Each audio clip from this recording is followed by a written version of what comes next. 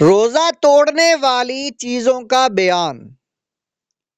روزہ دار ہونا یاد ہو تو کھانے پینے یا ہم بستری کرنے سے روزہ جاتا رہتا ہے۔ رد المختار جلد نمبر 3 صفحہ نمبر 365۔ سموکنگ کا حکم۔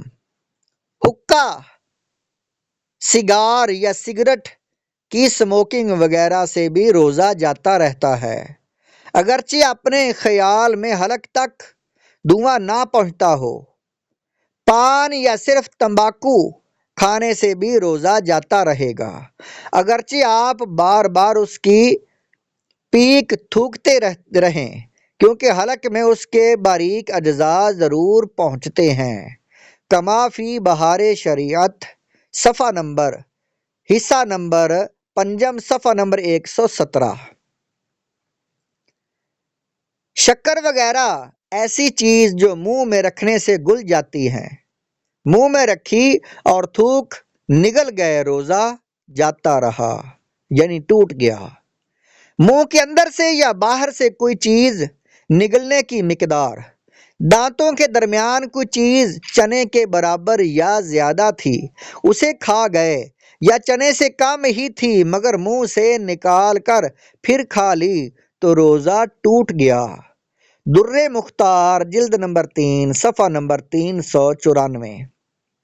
نوٹ: اسے یاد رکھنا چاہیے کہ اگر کوئی چیز منہ کے اندر ہو اور اسے نگلا جائے تو روزہ ٹوٹنے میں اس کی کم سے کم مقدار چنے کے برابر ہے، یعنی اگر چیز چنے کے برابر یا زیادہ ہوگی تو روزہ ٹوٹے گا، اس کی کم مقدار کی چیز کے حلق کے نیچے جانے سے نہیں ٹوٹے گا، مگر جب منہ سے باہر سے کوئی چیز اندر جائے تو چنے سے کم مقدار چیز کے حلق کے نیچے جانے سے روزہ ٹوٹ جائے گا۔ یہ باہر اور اندر کا فرق ہر وقت پیش نظر ہونا چاہیے۔ دانتوں کی بلیڈنگ کا حکم۔ دانتوں سے خون نکل کر حلق سے نیچے اترا اور خون تھوک سے زیادہ یا برابر یا کم تھا مگر اس کا مزہ حلق میں محسوس ہوا تو روزہ جاتا رہا، اور اگر کم تھا اور مزہ بھی حلق میں محسوس نہ ہوا تو روزہ نہ گیا۔ یہ مسئلہ در مختار رد المختار جلد نمبر 3 صفحہ نمبر 368 پر ہے۔ حقہ لینے یا ناک سے میڈیسن کی بھاپ لینے کا حکم۔ روزہ کے یاد ہوتے ہوئے حقنہ لیا، پیچھے کے مقام سے دعا چڑھائی یا ناک کے نتنوں سے دعا چڑھائی، روزہ جاتا رہا۔ فتاوی عالمگیری جلد نمبر 1 صفحہ نمبر 204۔ کلی کے دوران پانی اندر چلا گیا تو کلی کرتے ہوئے بلا قصد پانی حلق سے اتر گیا یا ناک میں پانی چڑھاتے ہوئے دماغ کو چڑھ گیا، روزہ ٹوٹ گیا۔ اگر روزہ یاد ہے، یوں ہی روزے دار کی طرف کسی نے کوئی چیز پھینکی، وہ اس کے حلق میں چلی گئی تو روزہ ٹوٹ گیا۔ یہ مسئلہ جو ہے الجوہرۃ النیرہ جلد نمبر 1 صفحہ نمبر 178 پر ہے۔ نیند میں پانی پینے کا حکم۔ نیند کی حالت میں پانی پی لیا یا کچھ کھا لیا یا منہ کھلا تھا، پانی کا قطرہ یا بارش کا اولا حلق میں چلا گیا تو روزہ ٹوٹ گیا۔ دوسرے کا تھوک نگلنے کا حکم۔ دوسرے کا تھوک نگل لیا یا اپنا ہی تھوک ہاتھ میں لے کر نگل لیا تو روزہ جاتا رہا۔ اپنی بلغم نگلنے کا حکم۔ جب تک تھوک یا بلغم منہ کے اندر موجود ہو اسے نگل جانے سے روزہ نہیں جاتا۔ بار بار تھوکتے رہنا ضروری نہیں۔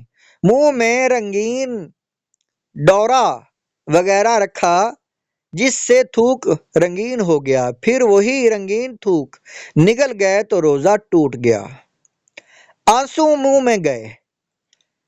اگر آپ آنسو نگل گئے، اگر وہ آنسو قطرہ 2 قطرے ہیں تو روزہ نہ ٹوٹا، اور زیادہ تھا کہ اس کی نمکینی پورے منہ میں محسوس ہوئی تو روزہ ٹوٹ گیا۔ پسینے کا بھی یہی حکم ہے۔ یہ مسئلہ فتاوی عالمگیری جلد نمبر 1 صفحہ نمبر 203 پر ہے۔ پچھلا مقام باہر نکل آیا تو حکم یہ ہے کہ خوب اچھی طرح کسی کپڑے وغیرہ سے پونجھ کر اٹھیں تاکہ تری باقی نہ رہے۔ اگر کچھ پانی اس پر باقی تھا اور کھڑے ہو گئے جس کی وجہ سے پانی اندر چلا گیا تو روزہ ٹوٹ گیا۔ اسی وجہ سے فقہاء کرام رحمہم اللہ تعالی فرماتے ہیں کہ روزہ دار استنجا کرنے میں سانس نہ لے۔ یہ مسائل فتاوی عالمگیری جلد نمبر 1 صفحہ نمبر 204 پر ہیں۔ روزے میں قے آئے تو اس کے مسائل۔ بعض لوگوں کو روزے میں قے ہو جاتی ہے تو وہ پریشان ہو جاتے ہیں، بلکہ بعض تو سمجھتے ہیں کہ روزہ میں خود بخود قے ہو جانے سے بھی روزہ ٹوٹ جاتا ہے، حالانکہ ایسا نہیں۔ اس کے مسائل سیکھنا ضروری ہے جو کہ درج ذیل ہیں۔ روزہ میں خود بخود کتنی ہی قے الٹی ہو جائے، خواہ بالٹی ہی کیوں نہ بھر جائے، اس سے روزہ نہیں ٹوٹتا۔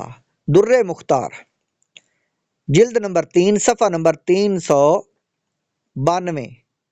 اگر روزہ یاد ہونے کے باوجود قصدن یعنی جان بوجھ کر قے کی اور اگر وہ منہ بر ہے اور قے میں کھانا یا پانی یا صفرا یعنی کڑوا پانی یا خون آیا تو اب روزہ ٹوٹ جائے گا، اور اگر قے میں صرف بلغم نکلا تو روزہ نہیں ٹوٹے گا۔